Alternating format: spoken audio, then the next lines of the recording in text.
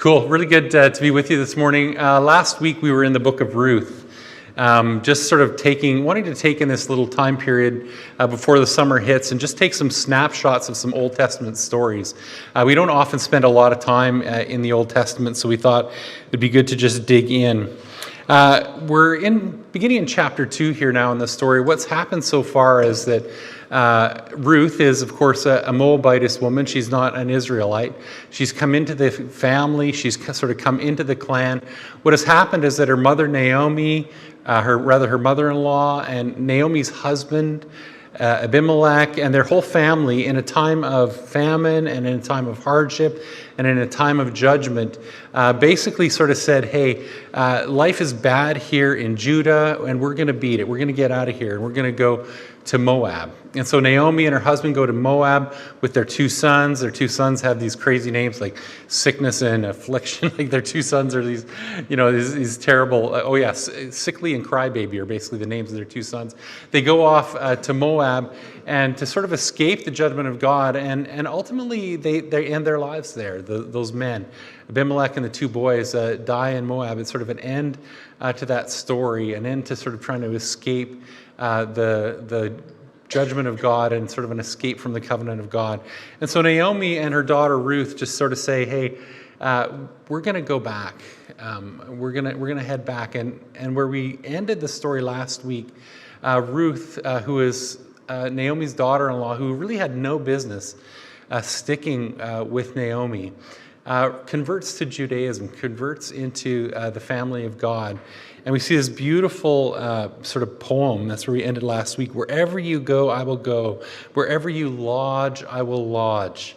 Your people shall be my people, and your God, my God. And Ruth and Naomi begin a trek back to Judah, back into the covenant land, back hopefully into a place of hope. The end of the story, of course, is that Ruth will become the great grandmother of King David, and ultimately be somebody who is in the lineage of Jesus.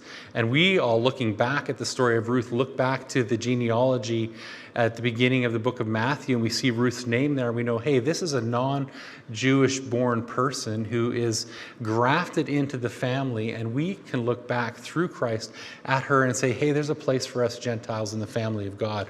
So she's just a very sort of providential and beautiful person who's been put in the story. And what we're going to see in this next chapter is sort of how God, in his sovereignty, in his providence, sets this whole thing up. And we're going to talk a little bit about that interaction between the sovereignty of God, his providence, his plan, his working through history, and looking also at our part and how we do our part, how that whole sort of thing works together. We used an illustration last week, and every illustration sort of has its flaws, and we'll break down at some point. But we basically used the illustration of a pool table, like a billiard ball table with the 15 balls and the green field and the one cue ball. And at the beginning, God he strikes the cue ball and sets all the balls in motion in such a way that one by one, according to the strike, according to that first and perfect hit, all of those balls will ultimately drop in the holes. Yet in the middle of all that motion and action, he sort of invites the kids to come and play while the balls are moving. Have any of you played pool with kids around the table? The chaos, and you're like, no, don't crush. They're going to crush their fingers, right? And it's mayhem, and the kids are flinging balls all over the place and making a disaster of it. And that's sort of like us. We're invited into the journey of God, into this world that he's created, into this sovereign plan he has, and he says, hey, you have some will, you have some agency, some action here. You can step into this, and you can play the game. And then we have miracles, and God steps into the thing, and he's doing trick shots while we're doing craziness, and kind of showing off his power and showing off his glory in the midst of it. And somehow in the end of it all of the balls drop into the hole one by one, exactly as he planned from the first strike. We see the sovereignty of God worked out in light of our craziness and our chaos and all of the messes that we make. The Hebrew mind doesn't require you to sort of balance those out and say, oh, it's all the sovereignty of God and humans have no agency, or oh, it's all just human will and God just sort of is dancing around it somewhere. The Hebrew mind really sort of allows for you to understand that God is absolutely sovereign, absolutely powerful, absolutely moving according to his will, and yet you are absolutely responsible. And absolutely, your actions are absolutely meaningful somehow in his plan as he weaves all those things together. And so in the book of Ruth, we see that providence, God taking natural events and human decision and weaving them together to achieve his ends. And so we want to just sort of look at that and we want to celebrate it and say, hey, how do we navigate the sovereignty of God? How do we navigate our part in it? In the book of Ruth, just a note, there's not any of the awesome miracles that we want to see. We want to see, healings and the Red Sea parting and burning bushes and all of that kind of stuff. We don't see that in the book of Ruth, but which just makes it possible for us to zoom out for a little bit, especially as charismatic Christians, those of us who are coming from that background and looking at it and saying, hey, foundational to understanding the miracles of God is us celebrating the sovereignty of God, celebrating God's providence and his moving. We look at those small moves that God makes, weaving our lives together as miracles in slow motion, as miracles of God sort of doing things, and we celebrate that working of God as much as we celebrate the miracles. If we're mature, we celebrate him working those things out no matter how he wants to work them out. So the first thing we want to notice as we get into the text in Ruth chapter 1, 20 to 22, is that God's providence is active even when we're in pain. Ruth 1, 20 to 22. And it happened when they had come to Bethlehem that the city was excited because of them. And the women said, is this Naomi? But she said to them, don't call me Naomi, call me Mara, for the Almighty has dealt very bitterly with me. I went out full, and the Lord has brought me home again empty. Why do you call me Naomi, which means pleasantness, since the Lord has testified against me, and the Almighty has afflicted me? She's using really strong language here, right? Listen to this, right? Really strong language. The Lord has dealt bitterly with me. The Lord has brought me home empty. The Lord has testified against me. The Lord has afflicted me. And when we look at her story, we look at what's gone on in her life, and we hear that language where she ascribes all of this to the Lord. When we look back at this story, do we ascribe all of that necessarily to the Lord? Like her husband sort of took her outside of the covenant land. She was living in the context of a people of brokenness. Her children were children who were born maybe with some genetic or some inner brokenness or inner sickness so that they didn't live as long as they might have. But Naomi takes all of this and she somehow says, hey, this is all of the Lord's bitterness against me. And so there's something for us to take just from that for a moment. It's kind of dangerous for us as people to take the things that are happening in our lives and to just explain them in a way that's overly simplistic. If we look at Naomi's story, we know what was happening here. We know that there's a host of different things going on. And it's really healthy for us to sort of acknowledge the complexity of that journey, acknowledge the complexity of the story the author does as he lays all that she is summarizing here in chapter 1. So it's wise to take and understand the complexity of the circumstances around us, to not blame God for everything, but also wise, as Naomi did, to say in the middle of it, hey, ultimately God has a place in this too. And we deal with the tension, we deal with the difficulty of living in a world that is, for our sake, at this moment, kind of like that pool table where the balls are all moving like crazy. God has caused the thing to get going, and people are doing all kinds of crazy things in the midst of it. So there's a comfort for Naomi in the way she sort of says, hey, this is the Lord who has done all of this. And wise to acknowledge the complexity of human agency in part of it. But it's not wise to just make a blanket statement, this is all my fault, or to say this is all God's fault. We recognize, again, the complexity in the story, as the author of the story does. And the other thing we want to take from that, if you look at verse 19, and it happened when they had come to Bethlehem that all the city was excited because of them. The women said, "Is this Naomi?" It's really interesting. In the middle of her darkness, in the middle of her calling herself bitterness, in the middle of that brokenness. And I think that's often the case for us when we're suffering or when we're struggling, when we're dealing with the pain of a difficult moment in life, that there are people around us, in this case the villagers in Bethlehem, who can see God's sovereignty, who can see God's provision in ways that we can't. It's really wise for us to listen in moments to the voices of people around us who are looking at us from outside our pain and saying, hey, Naomi's come back. This person that we grieved going away from us 10 years ago, she went off to Moab. She went off into this incredibly sinful and dark place, and now she's taken some steps back to us. There's sometimes things that God is doing in our lives, moving us toward health, moving us towards a sense of his provision for us, and we are still feeling the pain of exile, still feeling the pain of difficulty.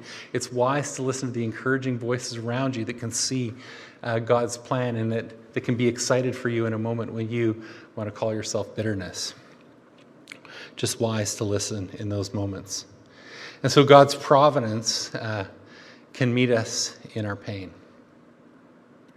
And as we look at Naomi's story and Ruth's story, Naomi's time being called Mara is fairly short-lived. Right?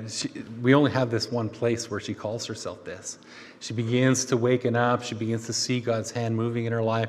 She begins to see God's provision coming and begins to walk in a little bit more joy. Other thought we want to take from the text, and this is from Ruth 22, verse 1, 22 to 2, verse 2, is an idea that God just sort of sometimes just meets us as we're faithful. God's providence meets us as we're faithful to him. Now they came to Bethlehem at the beginning of barley harvest. There was a relative of Naomi's husband, a man of great wealth, of the family of Elimelech. His name was Boaz. So Ruth the Moabitess said to Naomi, "Please let me go to the field and glean heads of grain after him, in whose sight I might find favor." We want to note, that first verse there. They came to Bethlehem at the beginning of the barley harvest. They came at a providential time. We don't know why they left Moab when they left Moab, as they came down from the plains, down the hills, a number of days' journey around the bottom side of the Dead Sea and across into where Bethlehem was. But they arrived at a time when it was possible to be provided for. They arrived at a providential time in their journey. And when they arrived at this time, when they arrived at this moment, and I think this is something that's a challenge to all of us, when we're looking at our need, when we're looking at the struggle, when we're looking at how we're going to see God's provision, how are we going to see him work out the things in our lives, what Ruth simply did what she knew to do. She simply did the work that was necessary. She wasn't waiting for something to happen. She looked at the circumstances around her. She observed what was going on, and she, through her work, ran into God's provision. It's an amazing sort of moment here in this story. We have a land, a people who have they've been unfaithful to God. They've sort of abandoned his rules in so many different ways. But one of the rules sort of retained in the culture was something from the Levitical law that enabled them to sort of care for the poor, and was just part of a justice and a part of a care for the poor that was baked into their society. In Leviticus 19:10, we have this idea of gleaning. When you reap the harvest of your land, you shall not wholly reap the corners of your field. It's talking about a farmer. When you go and take the grain off your field, don't take it all off the edges. Don't take it all off the corners of your field. Nor shall you gather the gleanings of your harvest. Don't get the stalks that you missed. Don't pick up the bits that are on the ground that you've forgotten. And you shall not glean your vineyard, nor shall you gather every grape of your vineyard. You shall leave them for the poor and for the stranger. I am the Lord. And so here we have a scenario where, built into the law, provided for God hundreds of years before, a law that would be something that could cause there to be provision for Ruth and Naomi in their poverty, right? They are the stranger, they are the poor in the midst, and they come in at this time when there's possibility of provision for them, and they walk. And Ruth simply says, hey, God has provided in this time. God has made this law. This is baked into this new society that I'm adopting. I'm going to just simply do the work, and I'm going to get there, and I'm going to do the thing that I know practically to do. And she begins to participate in this gleaning. And just to give you an idea, this gleaning practice is something that actually Christians put in force all through Europe through the Middle Ages and up to the 18th century. There were gleaning laws in places like England, where a person would harvest their land, harvest their farm, and there would still be this opportunity for those who were poor. They would ring a bell at 8 o'clock in the morning, and the poor could come out and they could take anything from the field that was there that the harvester left behind. 7 o'clock, a bell would ring in the church steeple, and people would come back to their homes. And so there's this generosity of provision that's existed over the centuries that sort of maybe speaks something to how we provide with dignity to other people around us. But when we're looking for that kind of miraculous provision, and that's not to say that there aren't stories like this in the scripture where God does this kind of thing in a miraculous way. 1 Kings 17, the story of the widow of Sidonia who baked a loaf of bread for Elijah, the last for flour and oil, and the oil never ran out and the flour never ran out. God does this miraculous provision, and there are times when that's what we're relying on. But in the case of Ruth, she just gets to work. And she does this thing that really the Bible told her to participate in. Very often, the practical solution in our needs is the first step for us as we look towards God's stepping in and providing. We take a first step. She says, I'm going to go and I'm going to glean, I'm going to work. And maybe this man, Boaz, maybe somebody who is a kinsman redeemer, maybe somebody who is somebody who can help me and is required to help me in my society. Maybe they'll just see me and maybe they'll participate. And she just takes a step towards that goodness and begins to do the work. Then in Ruth chapter 2, 3 to 5, it says this, Then she left and went and gleaned in the field after the reapers. And she happened to come to the part of the field belonging to Boaz, who was of the family of Elimelech. Now behold, Boaz came from Bethlehem and said to the reapers, Lord be with you. And we'll leave that bit for just a second. But I want us to focus on this idea. She just, of course, she goes, she knows the law, she knows that she can glean. She's hoping she's going to arrive somewhere where somebody will see her and show her mercy. And it says she happened to come to the part of the field belonging to Boaz. Remember, she's not from there. She doesn't know. I think we have a picture of the fields here somewhere that we can, Darren, if we could look at that slide. Isn't that some really lovely farmland? For you, that's some of the land that they farmed around Bethlehem. Now, Bethlehem is a big city at this point, and a lot of the farmland is now the suburbs. But that just sort of gives you an idea of what some of the land was. You can see up in the top corner some of the sheep pens on sort of terraced land. And that's where the farmland is, where she would have been going, all divided into sections like that, and she would have been farming on that terraced land.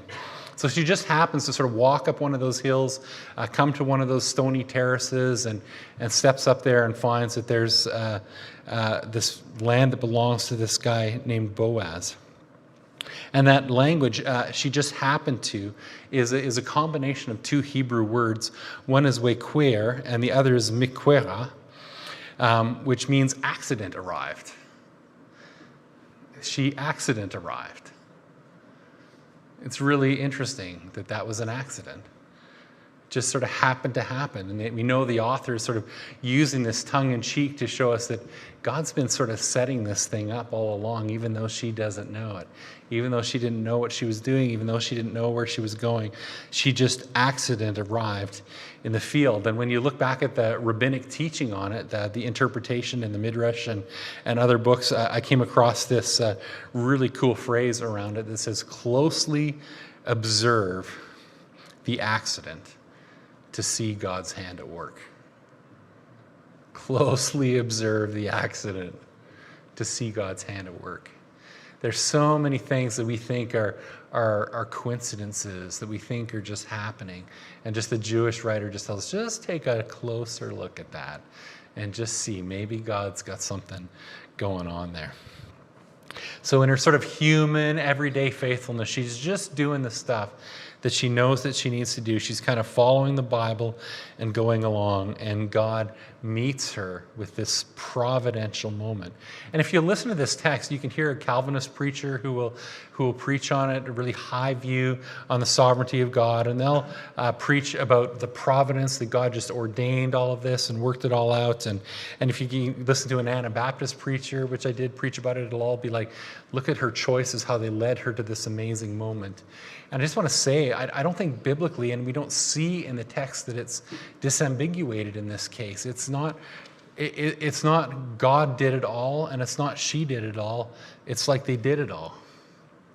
There's a partnership between us and God and how he works these things together. He gets all of the glory, of course, but we have a role, we have something to do, and it's just her everyday, mundane faithfulness that brings her to the place where she can receive providential provision from God. God's providence very often runs into our practicality. And so there's a call just to sometimes do this stuff. In that text that we just looked at on Boaz, I just want us to just pull us out for a little side note. We have occasionally some younger people listening or some single people listening. I just think there's just a moment here where we see something about Boaz's character revealed to Ruth, and I want to notice it. And it's just this. Boaz comes into the field, and I don't know, I've worked in sort of construction kind of jobs and things like that, and I've almost never had a boss come onto the job site and say, "The Lord bless you." And I've almost never heard the chorus of construction workers say, "The Lord bless you." The languages about the Lord is often different and not full of blessing.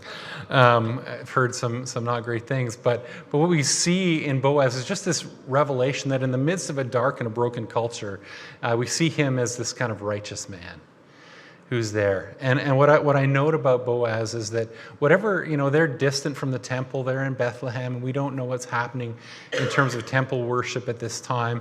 In the time of the judges, everything is really brutal and really mixed up. The temple hasn't been built, so the tabernacle is on some field somewhere, and we don't really know, what's going on. It's just a really dark time. But somehow this person Boaz is expressing to the people around him, the people in his field, the people around Bethlehem, that the Lord is blessing you through my life. The Lord is doing something here in this time and in this space. And for Ruth, that's a revelation. There's a man who has an eye on the Lord. And young people, when you're looking for a spouse, look for someone who isn't just talking about the Lord in church, in the temple. Look for that person who's talking about the Lord in their workplace. Look for that person who is the same on the inside and same on the outside. Just a little note. So we meet God's providence in simply the practicalities. He surprises us with his goodness. When we get to Ruth 2, 8 and 9, it says, "Do not go out to glean in another field." He's having a conversation with her now. He's letting her know that he's provided for her. "Do not go out and glean in another field, nor go from here, but stay close by my young women. Let your eyes be on the field which they reap, and go after them. Have I not commanded the young men not to touch you? And when you are thirsty, go to the vessels and drink from what the young men have drawn." So what he's telling her is, hey, I've had some conversation. I've seen you here. I've seen your need. I've seen your situation. And as an administrator over this land, I've had a conversation with the ladies. I've had a conversation with the men. I want you to know that you're safe in this place to go about and do the work that you're doing. He provides for her. He makes really practical arrangements. So Boaz is also engaged in this practical provision that's resulting in blessing for Ruth. But she asks him this question: "Why have I found favor in your eyes? That you should take notice of me, since I'm a foreigner?" And Boaz says to her, "It has been fully reported to me all that you have done for your mother-in-law." So he knows, he's now heard the story. He's talked to the people who know. He understands what is going on. He's made some practical preparations for her. But then you or I might say, yeah, so I've gone ahead and I've arranged all this for you. I just thought, you're a really cool person. You've done all this amazing stuff. And listen, I want you to know that I'm taking care of you. I got your back. Right? But Boaz doesn't seem to have any of that in him. He doesn't seem to have anything in him which is saying, hey, I've got your back. This is the language that he uses. The Lord repay your work, and a full reward be given you by the Lord, the God of Israel, under whose wings you have come for refuge. And so Boaz, in his generosity, in his benevolence, and in his kindness, is not taking any credit. All of the glory is going to God. All of the glory is going to Almighty. In fact, it seems like Boaz's identity isn't even in this. He's not even sort of saying, I did this because the Lord told me, or I did this for the Lord. He's taken himself completely out of the equation and said, the Lord has done this for you. The Lord provide for you. The Lord of the God of Israel repay your work, and a full reward be given to you by the Lord, under whose wings you've come for refuge. It's not under my wings that you've come for refuge here. It's not under my provision.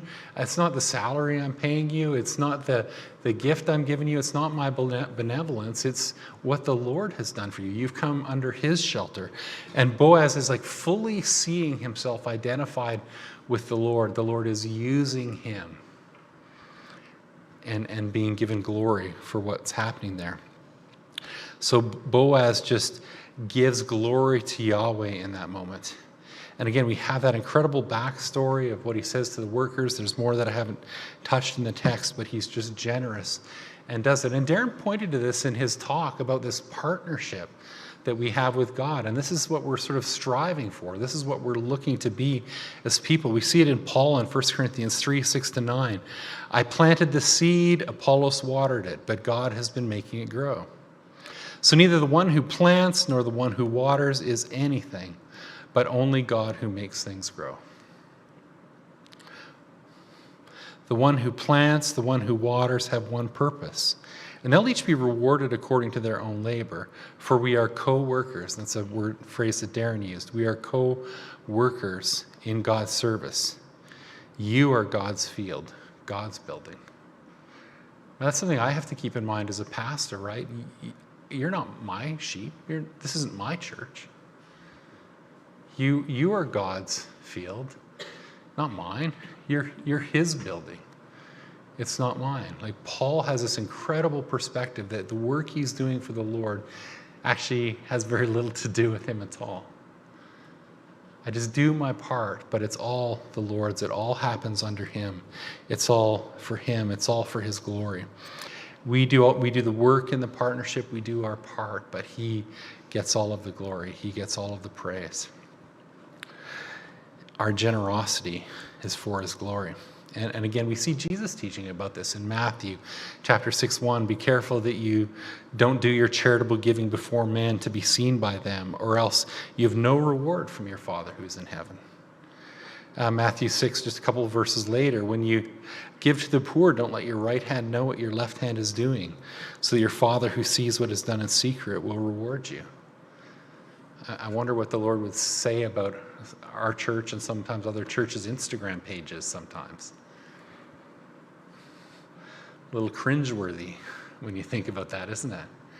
Right, our generosity is meant to somehow point to him, point to his goodness, point to his glory, and not be something that comes to us. We want people to look at our righteous works, our acts, our deeds, and like Boaz, not even see us, but see the Lord, to see him and to glorify him.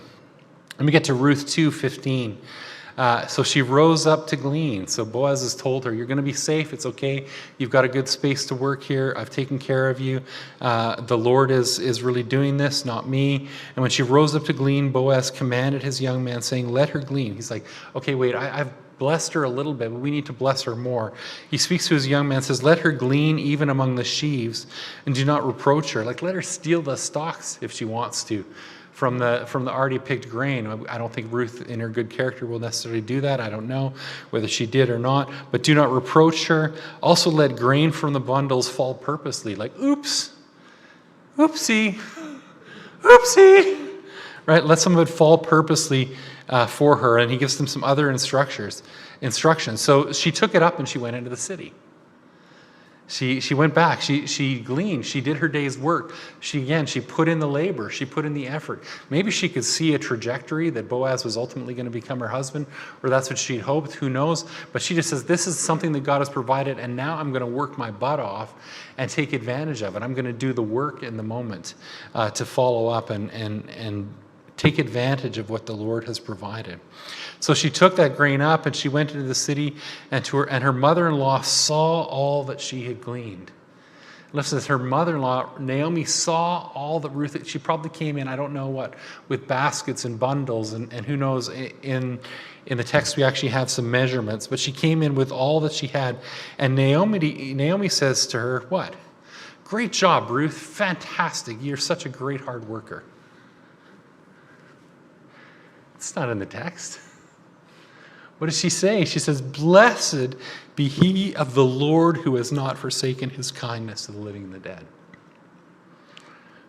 Naomi's work, God's providence, Boaz's decision, Boaz's faithfulness, again gets pointed back to the praise of the Lord, the glory of God. Blessed is he of the Lord. I'm so thankful for what the Lord has done in this guy, Boaz. Boaz has a purpose, like, I'm going to let this grain purposely fall for this woman. But God gets the praise. Our purpose, God's praise. Our purpose, God's praise. And what I love here is this language of how Boaz is woven into and included in her praise to the Lord here. Look at this phrase. Blessed be he of the Lord. Blessed be he of the Lord. Like, bless Boaz, who is of the Lord. Wouldn't that be something if our lives, wouldn't that be something that would be great to have on your tombstone? I don't want you thinking about your tombstone too much. Wouldn't that be amazing if that was the name that was inscribed there? Or that was the phrase that was even under your name. This person is of the Lord. All that they did was of the Lord. Every good thing that they did, it was of the Lord. Blessed be he of the Lord, who is not forsaken. The Lord has not forsaken his kindness to the living and the dead. And I just think that we as people have to be living in this place of recognizing that all of our work, all of the things that we do, all of the work of our hands, our labor, our jobs, our benevolence, our kindness, our ministry, all of this stuff has to be something in which we disappear and which God is glorified. So that people see not us, but see his providence. Not us, but his goodness. And wouldn't that be something to be able to live with that kind of purity that I think maybe we see in Boaz here, where people don't see us, but when we walk in the room, they say the Lord is blessing us. Wouldn't that be amazing to be people of that generosity and of that humility, to live in that way?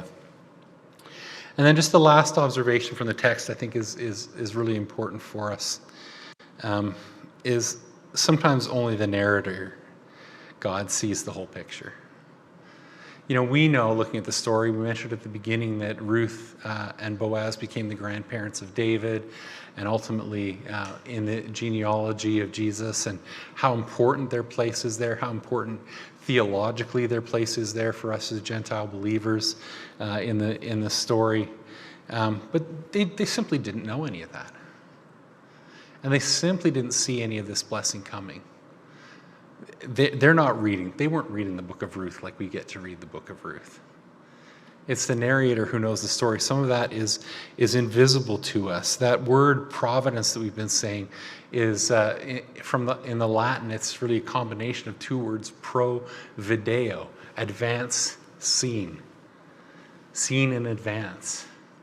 The Lord sees this whole arc. He sees this whole narrative. But the reality is that we simply don't. We sometimes just live in it moment by moment, making the decisions, doing mundane faithfulness. But look at how things lined up from the narrator's perspective. Ruth and Naomi arrived at the beginning of the barley harvest, the perfect time when God would provide for them. Hundreds of years before, God had set laws in place that it would allow them to go into fields that weren't their own and interact with people from multiple social and economic strata. At the only time in the year when those sort of interactions in the fields were kind of happening. And there she meets, in her poverty, she meets this person, Boaz, who would ultimately become her husband.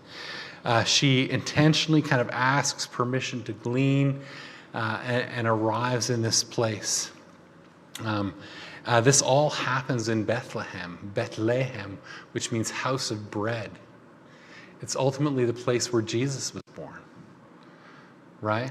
It's a place that where we see our Savior born as bread of life, bread for the nations, broken for us.